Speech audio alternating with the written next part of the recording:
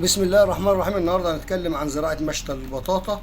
يزرع في شهر 7 وثمانية يوليو أغسطس، طبعا في أرض مستديمة أو أحواض أو مشاتل أو صوب أو أرض. طبعا مساحة قيراط من الأرض مغطى بالنت الشبك أو البلاستيك. طبعا طبعا بنحرط الأرض حرث، ثم ننزل 50 كيلو كبريت زراعي و50 كيلو سوبر محبب لمساحة قيراط من الأرض. طبعا نحرط على 14 خط على القصبتين. طبعا نزرع نروي الأرض طبعا في وجود المياه، ونبدأ نزرع على الرشتين أو على جانبي الخط. المساحة بين الجورة والأخرى من 10 ل 15 سنتي.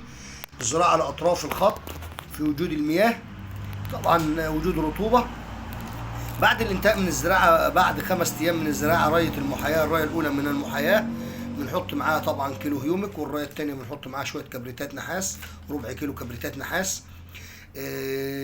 بعد كده بنبدأ نحط نص متر اسماد بلدي للقيراط. وبعد الشهر الثاني اللي هو شهرين نص برضو متر معاه شوية حوالي 5 كيلو يوريا. والمرة الثانية 5 كيلو نطرات. ري منتظم، تنقية الأرض من الحشائش، منع الري طبعا قبل الزراعة في الأراضي المستديمة بشهر. يحتاج الفدان إلى 25 كيلو القيراط إلى 25 كيلو نطرات،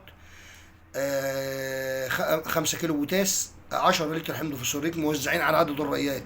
وطبعا بنديله جرعة عفان جذور وجرعة منشط زي الهيوميك والفولف سليم. طبعا اهم شيء تنقية الارض من الحشائش، الاهتمام بالارض والري المنتظم، رشه للمن والتربس، رشه للدوده، رشه للبياض او الاصداء، جرعة عفان جذور طبعا.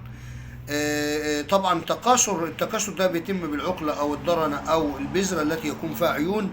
طبعا في النهاية هنقول طبعا ان زراعة البطاطا بيتم زراعتها في الحقول المستدامة من 3 و4 اللي بتؤخذ من المشتل دوت اللي بيعطش قبل شهر من الزراعة من 3 أو 4. والسلام عليكم ورحمة الله.